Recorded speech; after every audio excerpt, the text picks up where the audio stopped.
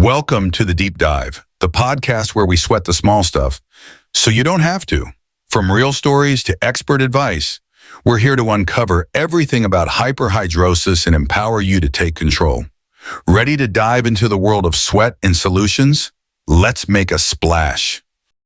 Ever feel like, your emotions have a direct line to your sweat glands? Yeah. Like, just the thought of public speaking sends your underarms into like a full-blown monsoon. Oh, yeah. Well, today we're diving deep into the fascinating world of emotionally induced sweating, especially for those who experience hyperhidrosis. Right.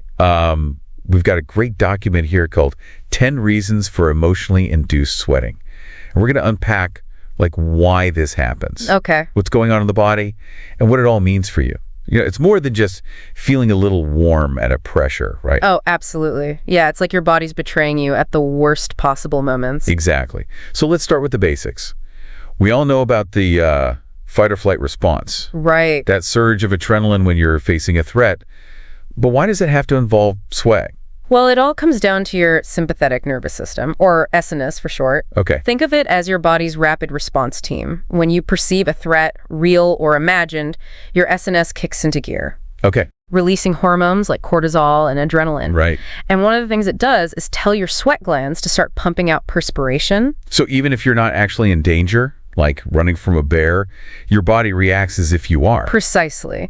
Now, for most people, this response is proportionate to the situation. Okay. The little sweaty palms before a presentation, totally normal. Right. But for people with hyperhidrosis, their SNS is like a super sensitive alarm system. Oh. It overreacts, sending those sweat signals even with minor triggers. So it's not just in their heads, there's actually a physical difference in how their body's responding. That must be incredibly frustrating. Absolutely. Imagine getting drenched just thinking about asking someone out on a date, right? Oh, man. This is where things get really interesting, right? You see, people with hyperhidrosis often have an overactive ganglia chain. Okay. This chain is part of the SNS and directly controls your sweat glands. It's like the accelerator pedal for your perspiration. Oh. And in this case, it's stuck to the floor. Okay, so the ganglia chain is on overdrive, but why does that make them so much more sensitive? Well, this overactive ganglia chain means their sweat response is amplified. Right. Making even minor stressors feel overwhelming. It's like their internal volume knob for stress is turned way up. So everyday situations can trigger a massive sweat response. But wouldn't some sweating be helpful in a stressful situation? I mean, it's supposed to help cool us down, right? You're right. Sweating does serve a purpose, but when it's excessive and unpredictable, it stops being helpful and starts becoming the problem itself.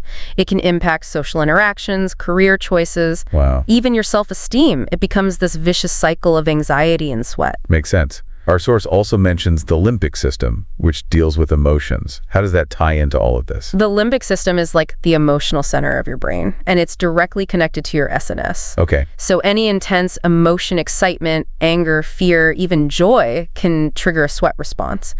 Think about how some people get sweaty palms when they're really happy or excited. So it's not just negative emotions. Any strong feeling can set it off. Exactly. Now, add to that the fact that some individuals might have an overactive hypothalamus, which is like the brain's thermostat and stress control center. Okay. An overactive hypothalamus can make you hypersensitive to emotional triggers, further amplifying that sweat response. It's like a whole chain reaction happening in the body. It is, and it highlights why understanding this connection between emotions and sweating is so crucial, because it's not just about managing the physical symptoms. Right. It's about understanding the underlying mechanisms and finding ways to break that cycle. So what does this all mean for you? Well, you now have a deeper understanding of why you might be experiencing emotionally induced sweating, especially if you have hyperhidrosis.